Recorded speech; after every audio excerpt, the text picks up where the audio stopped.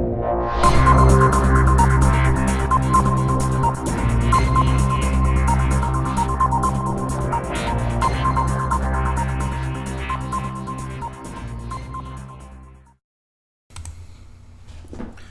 to Independence Nation on the Light of Life Network. It's good to be back here with you. Once again, I'm Keith Pitts for Independence Nation, and we are on the Light of Life Network. You can find us online at www.lolmin.org. The reason why I have to stress where we're at online is because I believe those that are a faction of the government are trying to stop the nonprofit organization Light of Life and trying to stop our website. It may not even be online, people. So you can find us if we are online, if they haven't taken us offline, at www.lolmin.org. You can also reach us by phone at 412-223-1144. Once again, that's 412-223-1144. We do a lot of things here. We focus on activism, education through our online school called Patmos University. And of course, we take a look at what's in the news. So if I first have to tell you about what's been going on here at Light of Life, because it is a doozy. It has been an amazing couple weeks as the people here, the more I became with nice clothing. Again, as many of you know, when I was in Chattanooga, Tennessee, there are those who got in my home and sprayed chemicals on my furniture, on my clothing.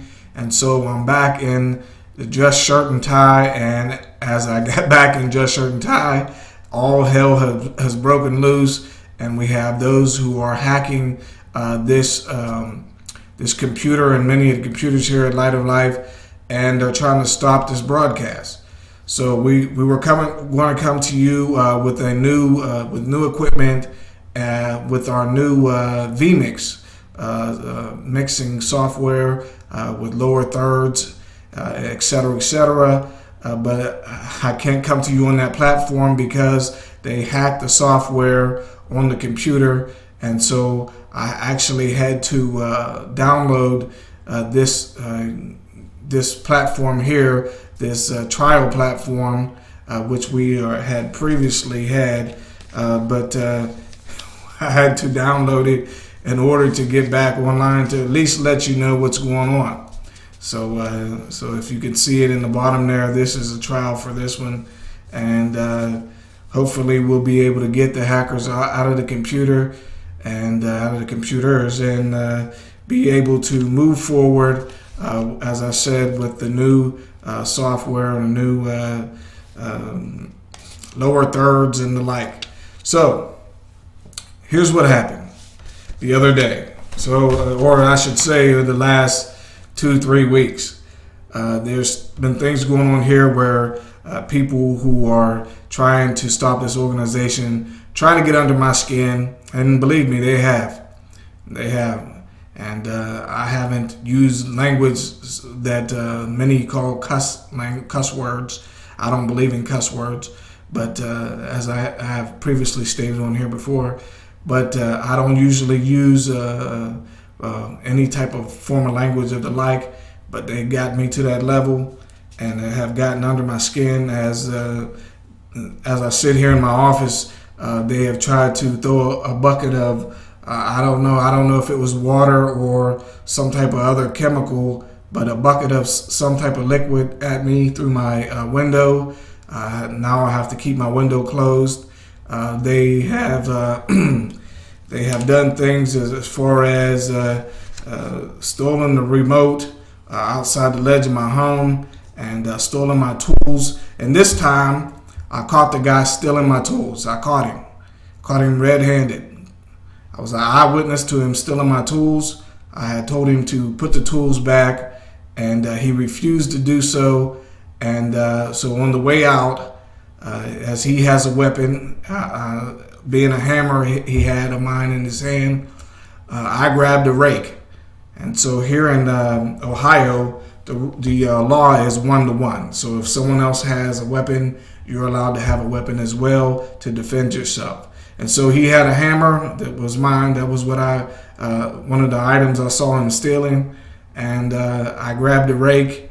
I asked him to put the hammer down. He refused. He drew back to hit me with the hammer, and I popped him with the rake. And after he dropped the hammer, I threw down the rake and just grabbed him by the throat, threw him down the steps, and then he got up and ran out the door, and was screaming, yelling, running. And I've never seen a white guy run that fast in my life, my entire life. He ran like he was Carl Lewis. So that was amazing.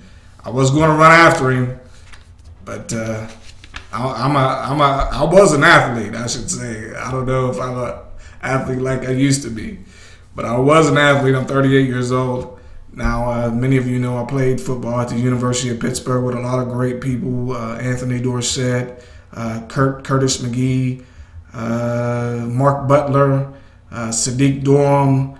There were so many greats there: Pete Gonzalez, Matt Lytle, Kirk McMullen. There were so many great people there, and they were real, true athletes. And I'm nothing compared to them. They were very great. Of course, my cousin Billy West, an outstanding athlete. But I could not catch this guy. There was no way I was catching him. He was running like a bat out of Hades.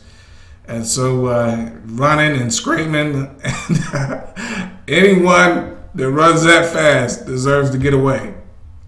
So what happened is he ran over to another place, and him and his buddies called the police on me, and the police came and picked me up, although he admitted to stealing the hammer, stealing the tools. They sent me to jail saying I assaulted him.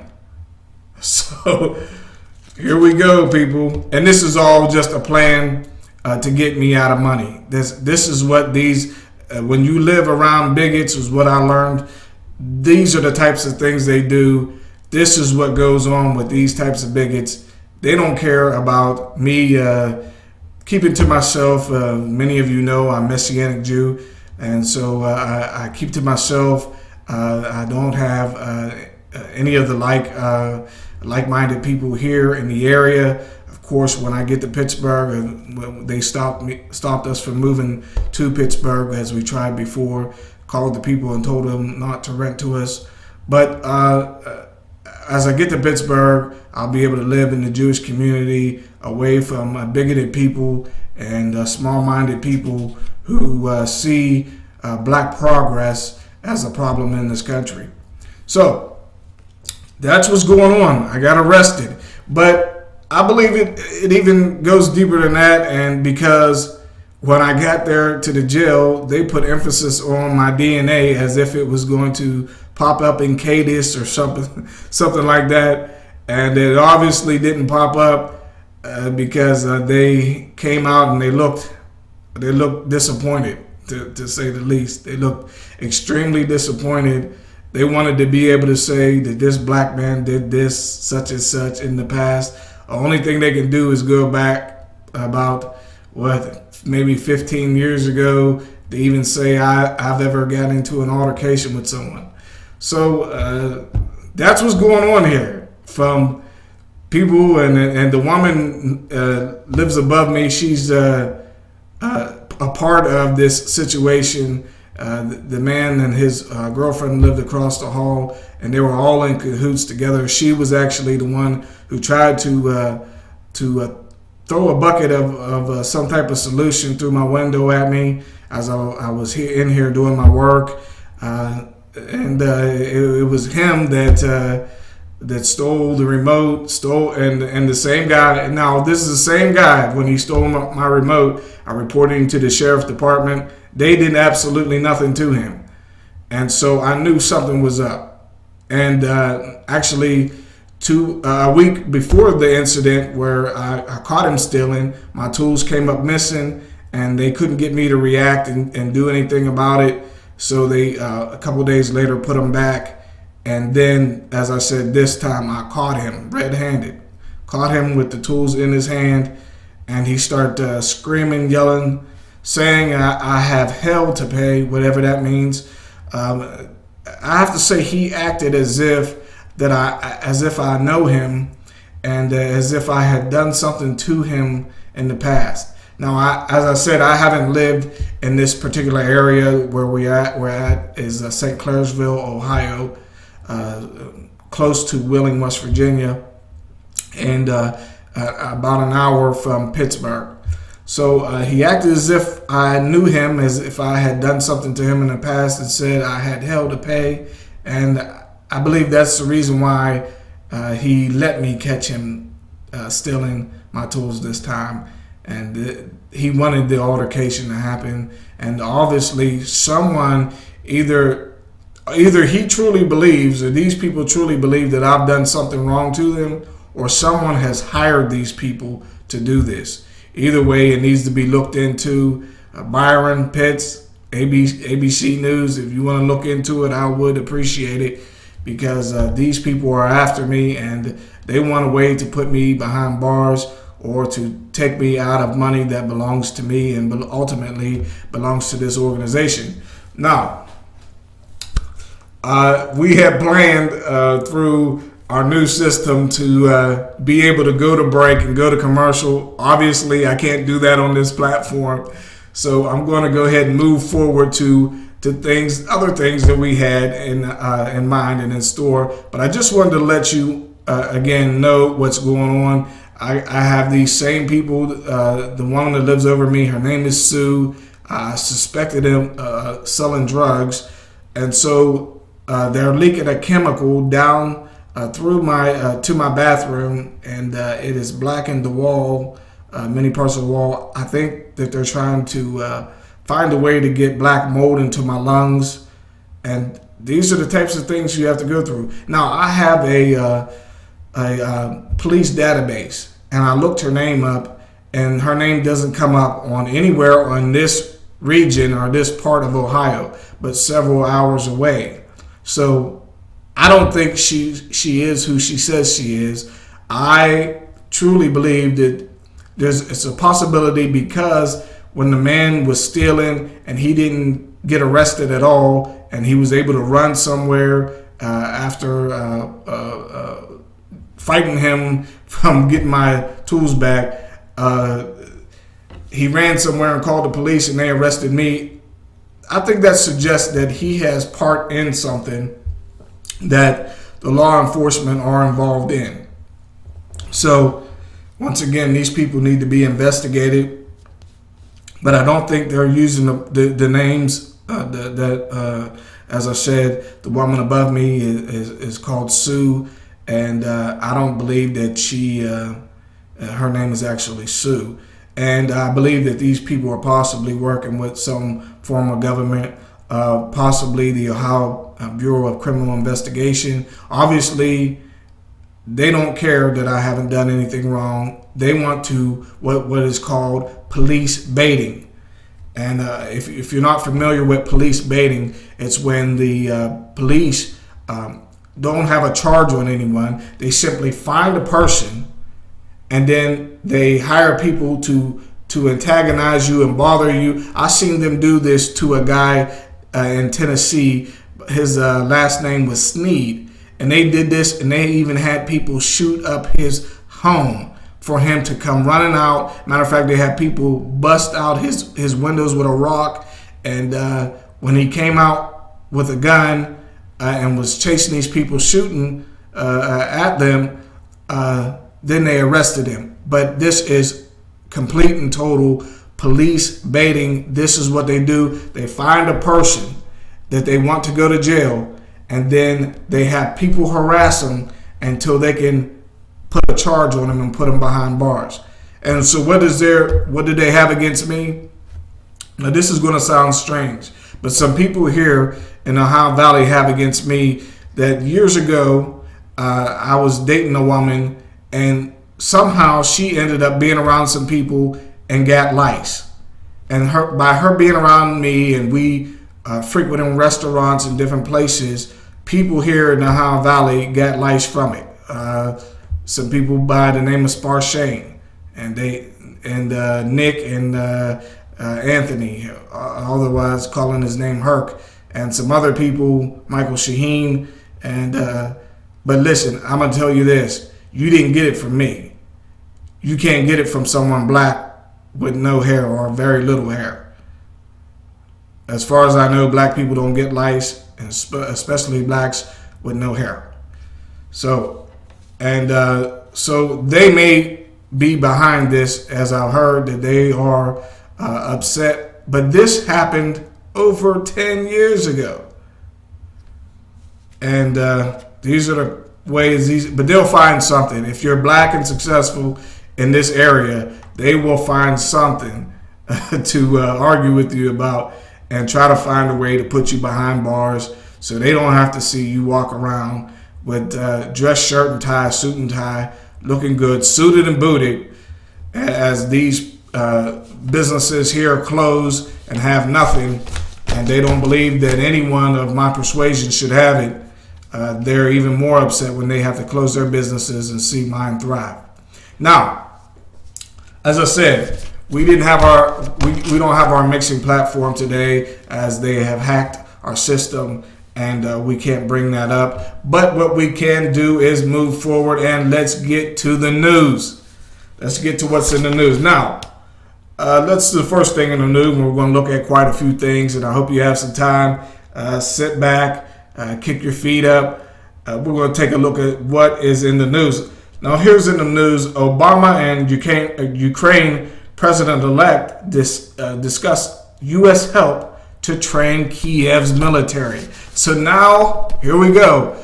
Our infrastructure is failing at home, but we have President Obama spending billions of dollars to train Kiev's military. So we're not important.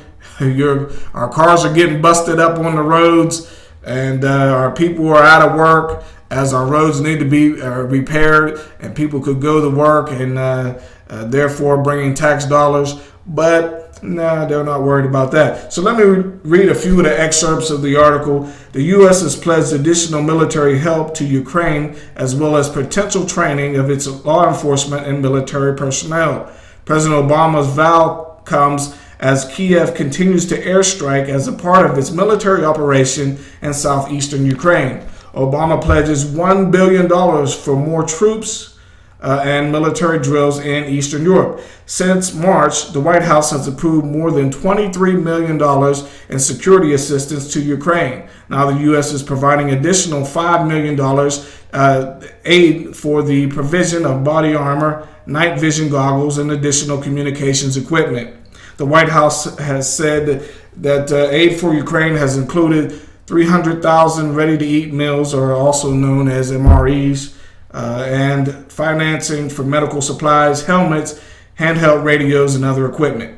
The United States is absolutely committed to standing behind the Ukrainian people, not just in the coming days, weeks, but in coming years, Obama said.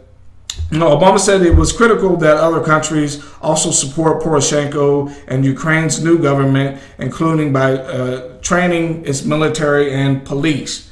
Obama's statement comes a day after he pledged to invest $1 billion in stepping up the U.S. military presence in Eastern Europe amid the Ukrainian crisis. Now, Poroshenko is obviously their man that they want in there, and since he has become president, once again, all hell has broken loose as fighting has increased. Now, let me read this. Poroshenko announced that Kiev would step up its military operations shortly after exit polls predicted his victory in the election, saying that Kiev's activities in the southeast of the country will be more effective and military units must be better equipped. Following Poroshenko's statement, the situation in Donetsk and Lugansk regions significantly deteriorated as clashes between self-defense forces and Kiev's troops intensified. So here we go. So they're using Poroshenko now to ramp up the war machine. And once again, as our infrastructure fails, as the bridges fall and cave in and the American people get hurt, they got billions of dollars to send to Kiev. That is disgusting on every level. And we have no business over there in Kiev. Let them handle their own situation. As you have heard, many Senator Rand Paul has said, we need to focus here at home. And obviously they're not listening to him, and more of these situations arise. Now, many of you have heard about Snowden. Now, I was fooled by Snowden. I thought that he was just some low-level programmer, and that he was doing the U.S. and the people some great service. But turns out that's not true. In an interview, he said that he was a spy on every level. And finally, my ears perked up when I heard that. So now we find out he lied from the very beginning. He had me fooled. And I supported him and said he was a patriot. And now I'm starting to think, is this man some type of double or triple spy? I don't know what he is, but I no longer believe the story. I believe that he may be set in place for a reason. I don't know what's going on, but I don't believe the initial story anymore, as he said himself that he was a spy on every level, that he was a spy in other countries. This is what he did. And so if I heard it from the horse's mouth, I got to believe it. So, but in light of the situation, Oliver Stone said that he is going to direct the Snowden movie. Now, let me read a few excerpts of this article here. The story of former intelligence contractor Edward Snowden isn't going away anytime soon. Famed American film director Oliver Stone now says he'll bring the National Security Agency leaker saga to the silver screen. Stone plans to soon begin filming a motion picture adaptation of the Guardian journalist Luke Harding's 2014 book, The Snowden Files, the British paper reported on Monday, adding yet another item to the list of works in project involving the 30-year-old former NSA contractor and the story surrounding his leak of classified intelligence files last year. This is one of the greatest stories of our time, the 67-year-old filmmaker said in a statement to the paper. A real challenge. I'm glad to have the Guardian working with us. So once again, as he reveals who he is, that he was a spy on every level, and now no one wants to believe in his story anymore. Now he has mainstream and mainline support from Hollywood, as well as you've seen people turning in the government say, how they feel about him as well. That was in the news. Of course, I don't have that article here. But now he has this mainline support as the American people are awakened to this guy was a spy on every level. You can't believe anything he says. So when we take a look at Snowden, we have to take a look at this article here. Most Americans applaud Snowden's exposure of NSA mass surveillance, and they have a poll. It says almost 1 year after Edward Snowden unveiled the NSA's bulk data collection, more than half of employed Americans believe he was right to do so, according to a recent poll. More than 80% still fear their digital privacy is being undermined. But this is here. You have to understand, this was a way for the NSA to roll out to us that, hey, we're watching you. So they used this spy, Edward Snowden, to roll it out to say, hey, we're watching, to basically get us used to being spied on. And so I don't believe, as I said, I don't believe anything he says, although there are a lot of people that still support him. I first heard opposition to what he said on CorbettReport.com, and I wasn't sure what to believe. And because he, of course, James Corbett, as always, makes some very good points. And he pointed out some things that Edward Snowden, the story could possibly not be true. I didn't take heed to it. I didn't see it at all. And turns out James Corbett was right again. So a total of 1,007 Americans in employment were questioned for the survey, and 55% of them said they approved of Snowden's leaking classified NSA files. 44% said the move was right because mass surveillance violated their constitutional rights. Of course, it was right because that's what they wanted to do. The NSA wanted us to know. They wanted to desensitize us to them watching our computers. So 82% of respondents said they believe their potential information is still being held by the U.S. government, while 81% said their privacy was undermined by corporations for business purposes. And it's very possible we are being watched for business purposes, but we're also being watched for government purposes as well, as the boogeyman Al-Qaeda, as many of you have found out, as you are boarding planes and the TSA pat you down, Al-Qaeda could possibly be in your pants, and therefore they have to grab your genitals. So only 24% of NBC survey participants believed Snowden did the right thing by exposing confidential data on NSA's mass surveillance, while 34% of respondents disapproved of his actions. 40% were not sure of their attitude to Snowden's leaks, while 1/4 of the respondents confessed that they didn't even know who Snowden was at all. So wow. So as many of us have woken up, there are still those who support Edward Snowden, even as, and of course, no one can get all the news, but even as Snowden has admitted himself that he lied, that he was a spy on every level, or he is a spy, he probably still is. So, speaking of the NSA, we have to take a look at this here, because the article reads, NSA has just granted themselves another huge power. Now, this is about the NSA are now tracking, what happened was they can't legally track you by your emails, so now they're going to track you by your facial recognition. So rather than asking for democratic government of the United States whether it is okay to track people via their facial characteristics in their web postings, the NSA has decided to do it themselves. Digital rights campaigner Jim Killock told RT. Evidence leaked by whistleblower Edward Snowden reveals that the NSA collects millions of web images per day to use the facial recognition programs. Jim Killock, executive director of Open Rights Group, believes this is a huge violation of people's privacy, even though there are no clear precedents in this case, unlike the situation with text and emails. So now this is another way for them to get around the legalities.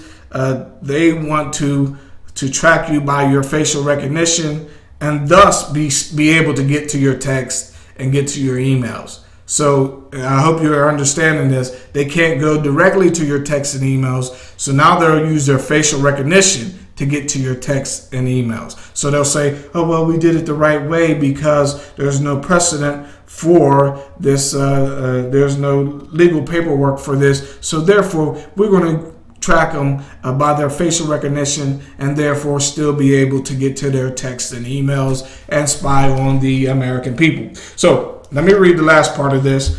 What is particularly interesting about that is that there are no legal precedents. There is no legal framework for how people's personal images might be used. Unlike post and text and mail, where there have been clear precedents and there has been an understanding of what is meant to be private, people's photographs and the images and faces contained within them are not subject to the same kind of legal rigor. Once again, they're still tracking you. They're just going to track you by facial recognition. So all that facial recognition software, my advice would be chuck it. Don't use it, because they're going to use that to get to the other things that they really want, is your emails and your texts. As many it has been reported, the NSA has spied on people, and really they need to be arrested for pedophile, because some of those people were children, underage. They've spied on them through their webcam and ultimately saw them naked. So they need to be arrested for pedophilia. I don't know how to go about that. I don't understand how they could admit these things and yet no one file charges against them. No one arrests these people for what they do. So, shifting gears, we're going to take a look at this Bowe Bergdahl, who was blamed for the deaths of U.S. troops in Afghanistan. Now, many of you know that Bowe Bergdahl was held by Afghani forces and was released a week ago after being held for 5 years. I found something weird with this, that I knew something was wrong from the very beginning, because after his release, he still hadn't shaved his beard, which suggests to me that he really maybe identifies with Islam and may have converted to Islam. That was even before anyone said anything about him defecting. If you know, many of you know that many of his soldier buddies came forward and said that he defected, and therefore those soldiers went looking for him and got killed in the process, looking for him, believing that he was taken captive, but that he defected and turned himself into the Afghanis. So let me read a few excerpts once again in this article. As I said, it says, Bergdahl blamed for deaths of U.S. soldiers in Afghanistan. United States Army soldiers who served in Afghanistan alongside former prisoner of war Sergeant Bowe Bergdahl are speaking up to condemn their one-time colleague and those who are labeling him a hero following his release from Taliban custody this week.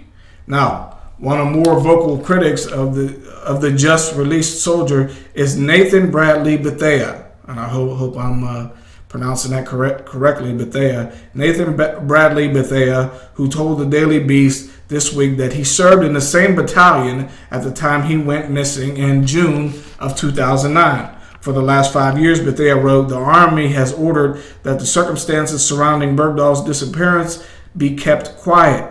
Upon his release on Saturday, in exchange for the 5 Gitmo detainees, however, Bethea told the Beast that now it is time to speak the truth. Now, this is weird to me, because how is it that a government who prides itself on not doing business with terrorists would agree to release 5 of what they counted as the worst terrorists being held in Gitmo, for one person being Bergdahl?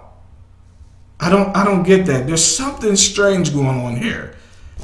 I don't know if Bergdahl was told to go, by someone higher than him, obviously, to go over to the Taliban and to defect and try to become a spy, and maybe they knew he was a spy and therefore held him captive, and instead of embracing him in as someone who had defected. But something isn't right about this story. And so the soldiers saying Bergdahl deserted. So here it says, Bergdahl was a deserter. He wrote in an op-ed published, and we're talking about, once again, Nathan Bradley Bethea, Bergdahl was a deserter.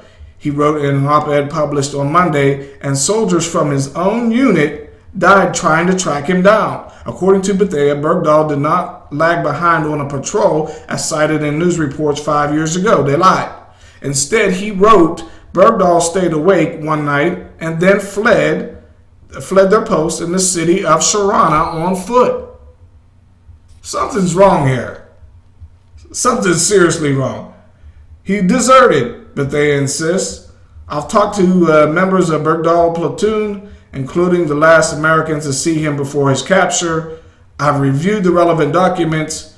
That's what happened. He's telling us there's a certainty here. Bergdahl defected. He deserted his soldiers, his fellow soldiers, and there are those who died in the process looking for him, trying to bring him back to safety. So that's all I have for today. I hope it's been informative. Once again, it's always a pleasure being with you. I'm Keith Pitch for Independence Nation. Stay busy, stay right. Don't let people get to you. And I'll see you next time here on Independence Nation.